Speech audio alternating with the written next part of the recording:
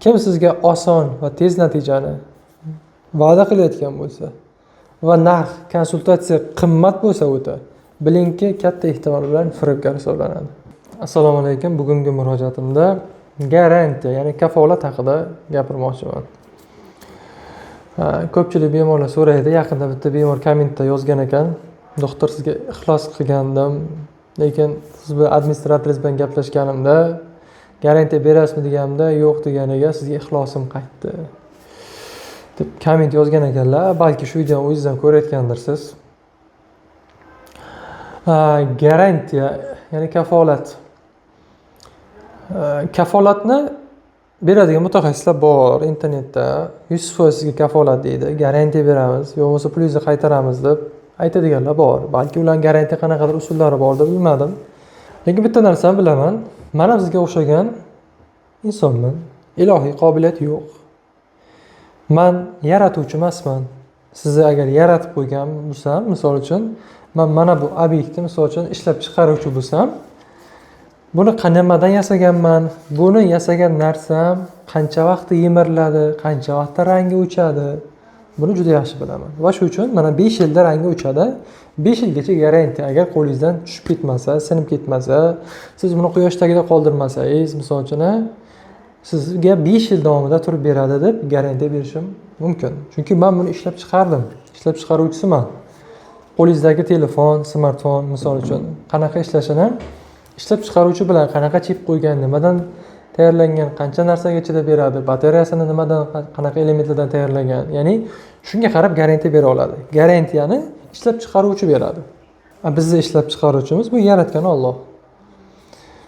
Biz oddiy bandalarmiz. Shu qatori men ham oddiy bir bandaman, sizga o'xshagan. Faqat men mana bu miyani ishlashini sizdan ko'ra yaxshiroq bilaman. Mana bu tanani ishlashini sizdan ko'ra yaxshiroq bilaman. Chunki bu bo'yicha men 9 yil oliy ta'lim olganman. 6 yil bakalavrda, 3 yil magistraturada.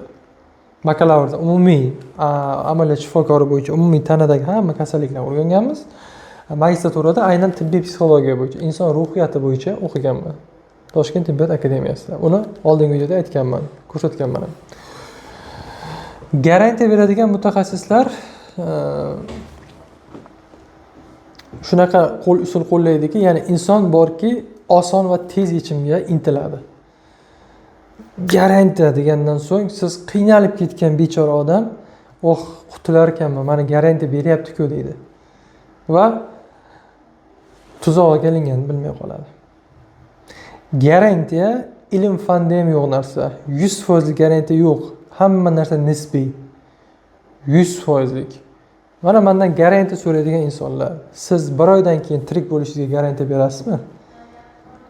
2 oydan keyin tirik bo'lishingizga garantiya berasizmi? Bera olmaysiz.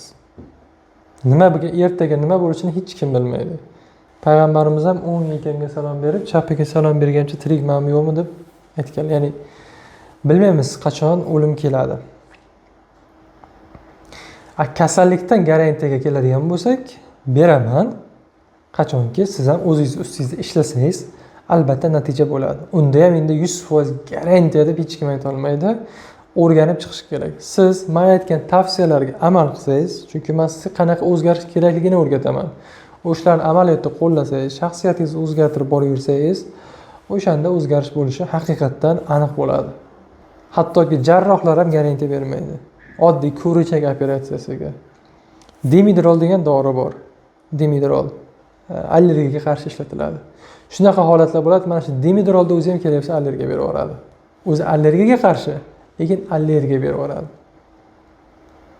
Ya'ni hech narsa bu dunyoda kafolatlanmagan. Xuddi misol uchun mana sizni boy bo'lishingiz kafolatlanmagan, sizni baxtli yashashingiz kafolatlanmagan-ki, o'zingiz harakat qilsangiz boy bo'lasiz, o'zingiz harakat qilsangiz baxtli yashaysiz. Harakat qilmasangiz og'zingizni ochib o'tiraverganingiz kabi, bu kasallikdan ham harakat qilmasangiz og'zingizni ochib mana shu kasal bo'lib o'tiraverasiz. Dangasalar, irodasiz insonlar, o'z yelkasiga mas'uliyatni olmaydigan insonlar bu kasallikdan chiqish qiyin bo'ladi. O'zgarishni xohlamaydigan insonlar bo'ladi. O'shanaqa insonlarning chiqishi qiyin bo'ladi va ular ko'pincha mana shunaqa firibgarlarning tuzog'iga tushib qolishadi. Chunki garantiya berishadi 100% tuzataman deb va ko'zlagan natijalarga erishmagach hafsalari pir bo'lishadi. Keyin hammaga shubha bilan qarashni boshlaydi. Nisbiylik bor. Ya'ni misol uchun mana qabulimga 10 ta bemor keldi. 10 ta bemordan men 7 ta 8 tasini davolayapmanmi? Bu zo'r natija degani. Ya'ni 80% natija bu zo'r degani. 100% 10 tadan 10 tani men davolay olmayman. Qolganlar 100% natija desa deyursa, men aytaman. 100% davolash qo'limdan kelmaydi meni. Men hammaga 100% natija bera olmayman, chunki uni iloji yo'q. Ibn Sino ham qila olmaydi uni. Bizning sohada ayniqsa siz o'zgarish bemor ichidan bo'lmas ekan, o'zi xohlamas ekan, tashqaridan qancha harakat qilgan bilan foydasi yo'q. Tuxum ichidan sinishi kerak. Tashqaridan sindirish emas, ichidan jo'ja o'zi ochib chiqishi kerak. Sizni ichingizdan o'zi ishtiyoq, intilish bo'lishi kerak. Shundagina o'sha mutaxassisning bergan tavsiyasi sizni olib chiqadi. Faqatgina dori ichib siz tuzalib qolmaysiz. Xirurgiya bo'lganda, boshqa gapida jarrohlik bo'lganda. Men operatsiyamni zo'r qilsam bo'ldi. Tuzalish katta ehtimol bilan 99% bo'lardi. Lekin bu o'shanda ham 99%, 100% hech kim demaydi. Lekin bu soha biz tomonidan vrach yo'naltiruvchi shifokor, ya'ni terapevt. Mijoz esa bemor.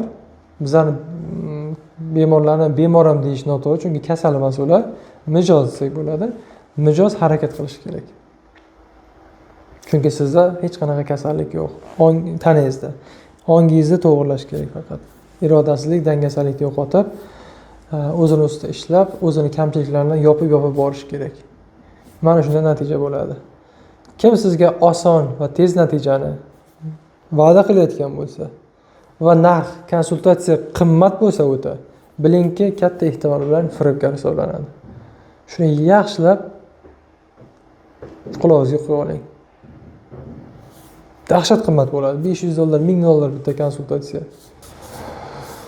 Shuning uchun yaxshilab fikr qiling, tafakkur qiling va borayotgan mutaxassis, o'sha tanlagan mutaxassisni ma'lumotini tekshiring. Nimani qoyillatgan, qayerda o'qigan, nimalar qilgan, o'shani ham yaxshilab tekshiring.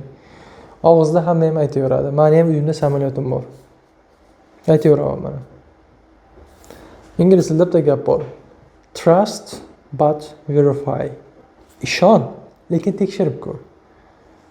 Mayli ixlos qiling, lekin baribir tekshirib ko'ring. Ana shunda, ya'ni hamma narsaga ilm fanga tayansangiz, aql bilan ish ko'rsangiz, yaxshi o'zgarish bo'ladi. Sizlarga sihat, salomatlik, mustahkam xotirjamlik tilayman. Sog' bo'linglar, salomat bo'linglar.